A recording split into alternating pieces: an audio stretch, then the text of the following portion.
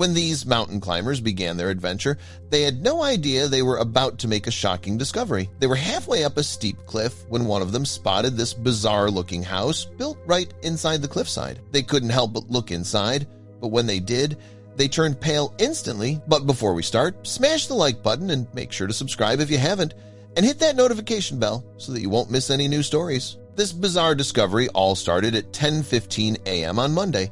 The two mountain climbers, Leo Anderson and Mia Williams, were traversing one of the steepest cliff sides of the country. They had just taken a break on a flattened-out section of the climb and were ready to head on when they saw it. Leo pressed his back to the rough limestone, sweat trickling down his head even though he had just rested. Mia was already a bit ahead of him, but then, suddenly, she stopped and looked back at her climbing partner with a confused look on her face. "Is that a window?" she uttered in astonishment. At first, Leo thought that Mia was joking. But the longer her stare lasted, the more Leo found himself equally intrigued. He shaded his eyes and leaned in so he could follow Mia's pointing finger. And then he saw it too. There was glass catching sunlight. What is a window doing on a mountain cliff? The closer they climbed, the clearer the strange shape became. A tin roof embedded in solid stone, above a wooden door that didn't seem like it could be real. Mia stared, then turned to Leo. Someone built a house inside the mountain. Her voice was small because she still couldn't believe what she was seeing. The structure was old, but the lines of the wood and metal were too neat to be accidental. No worn path or steps led here, just the sheer cliff. Leo wondered who could have brought all these materials up there and how long ago they had stood where he now stood. Then they saw the only possible way across, a narrow ledge of rock that jutted from the main ridge to where the house front stood. The ledge wasn't wider than a side curb, but this one was at least 600 feet high above the ground. Mia tested its stability with her boot. It seemed firm enough to hold them, so after a short discussion, they both agreed to make the journey across.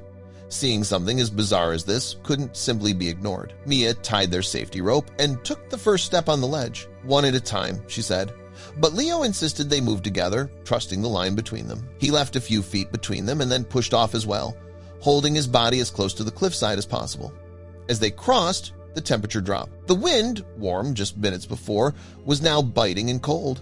Suddenly, a metallic clang echoed from what seemed like the inside of the house, ringing out clear as a bell. Leo stopped dead, and Mia's breath caught. It sounded exactly like a shutter blowing open or being slammed shut by someone unseen. The empty windows stared back at them, revealing nothing about what happened behind them. "We've come this far," Mia said, her voice tight but determined. "We have to see what's inside." Leo hesitated, glancing back at the drop below. He reached for Mia's hand, feeling her grip steady him, and together they stepped off the ledge and onto the section right before the mysterious cabin's wooden door. The door was sturdy, with wood that was oddly smooth for its age. Leo touched the handle. It was almost warm. There was no sign of rot or weather damage, despite clear signs that this place was very old. Mia put her ear to the door, listening for movement, but no sound reached her ear. The mountain cabin was eerily quiet and dark inside, making it difficult to spot details. So, to guide their way, Leo flicked on his headlamp, shining the beam into the darkness of the cabin. Mia pulled a scarf over her mouth, her eyes wide with excitement and a hint of fear. They crouched underneath the top of the doorframe to enter. It was barely wide enough for a single person. And then they realized something peculiar. The home-like house front didn't match the other side of the door at all. There was no living space or bedroom area at all, only an odd tunnel leading deeper into the mountain. The tunnel was hardly wider than the doorframe that closed it off from the outside world. And the windows on either side of the door weren't even visible inside the tunnel. "That glass has just a hard rock wall behind it," Leo said in confusion. "But where does this tunnel go?" At first, nobody answered. The two of them took their first steps into the sloped tunnel. But then they heard it again. A loud, clangy sound, followed by a metallic bang. It was the same bell-like sound they had heard before, but this time it was much closer. It seems to come from somewhere near that light. Mia and Leo moved closer toward the end of the tunnel. It was approximately 60 feet long and quite easy to traverse. But then, something unexpected happened. The howling winds outside the cabin doors were ruthless and pressing hard against the cliffside. And then one particularly hard gust hit the front door. The once innocent-looking wooden door slammed hard in its frame. So hard, in fact, that it got lodged into the wood paneling around it at an angle. The sound echoed through stone walls of the tunnel, making both Leo and Mia jump. They ran back through the short tunnel, grabbing for the handle, but it wouldn't budge. Leo tried pushing with his shoulder, but the door held firm. And when his flashlight shone upon the edges of the door, he saw how deeply they were buried in the frame. This door wasn't letting them out, and the pressing wind outside wasn't helping either. They were suddenly sealed inside this strange mountain cabin. Realizing they couldn't leave, they had no choice. They followed the tunnel to the source of light ahead. And after they reached the end of the narrow passageway, it spread out into a larger space. It was an area that resembled much more the living room vibe they had expected at the start of their expedition. The room was small and carved directly from stone, like a soldier's barracks hidden underground. Dust lay thick on every surface, softening the edges of a roughly built table. A few chairs and low wooden bunks leaned against the wall behind it. "What is this? Who is living here?" Mia questioned. On the table, one plate was present with the remains of a meal. There was a cup with a thin film of something dark at the bottom, and a lantern that was still burning. There were traces of life, even though it still felt hard to believe that someone would choose to live in this place. Faded photographs were pinned to the stone wall above the bunks, showing mountain peaks and groups of people in climbing gear. However, in all photos, every face was violently scratched out, all faces but one. "Is this the person who lives here?" Mia wondered, pointing at a man wearing a blue hat. The scratched-out ovals where heads used to be, next to the man with the blue hat, indicated some real anger. Leo and Mia both felt a sense of unease when they looked at them.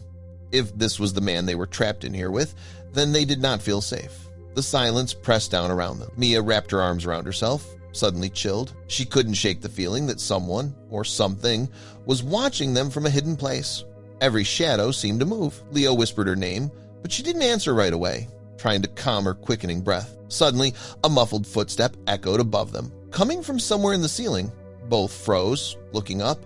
There was no second floor, no attic, nothing that could explain the sound. It was as if someone was moving in the stone directly above them, pacing slowly back and forth. Using the table as a base, Leo managed to reach the handle and pull down the hatch. With a loud creak, it opened, releasing a rush of cold air and revealing a pitch-black hole above.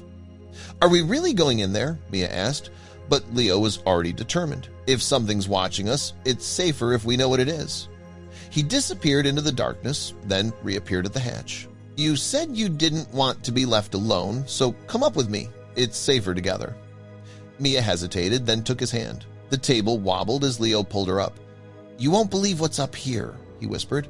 She scrambled through the opening and found herself in a narrow hallway that stretched impossibly far into the mountain. They listened. Beneath the stillness, the faint sound of dripping water echoed from behind a wooden door at the end of the passage.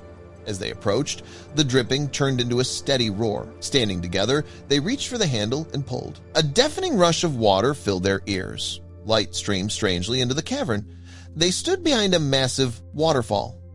"How is this possible?" Mia breathed. Then a voice echoed through the cave, calling their names. Beyond the waterfall, by the pond below, a man was waving. They recognized him instantly, the man from the pictures, the one with the blue hat. Leo stepped back, wary, but Mia, steadier now, insisted they couldn't turn back. If anyone has answers, it's him. The man's calm posture didn't match the image they'd imagined. He pointed to steps carved into the side of the waterfall. "They're sturdy. I've tested them myself." They descended carefully and approached the stranger. "My name is Liam," he said. "I'm a climber, just like you." Liam explained that he'd arrived there 7 years ago with a team of 6. Their line snapped as they reached the ridge, and he was stranded on the doorstep of this mysterious housefront. His group left to find help, but none came. "I was angry at first," Liam admitted. "I even scratched out their faces on the photos I carried." Mia recalled the damaged pictures and realized the truth behind them. "The house front was already here when I arrived," Liam continued. "No idea who built it, but that stopped mattering. The place has clean water, shelter, and food. Rescue workers eventually came, but I refused to leave. I'd found peace here, something I never had back home." He looked at them earnestly. "When you leave, I ask you to keep this place a secret." "So there's a way out?" Mia asked. Liam nodded and pointed toward a spiral path winding upward beside the waterfall. "Follow that route. It leads out of the mountain. It's safe. I use it often to gather food from the forest above."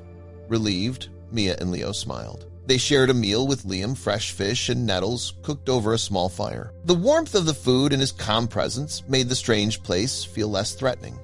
Before parting, they promised to keep his secret. Liam watched them go, content. As Mia and Leo emerged into the fading light above, they realized they had just witnessed something extraordinary. They had met a man who chose solitude over the world and discovered a hidden world that would remain forever theirs. Whoever built the place didn't matter. A place could have its secrets, and this one was now part of their story.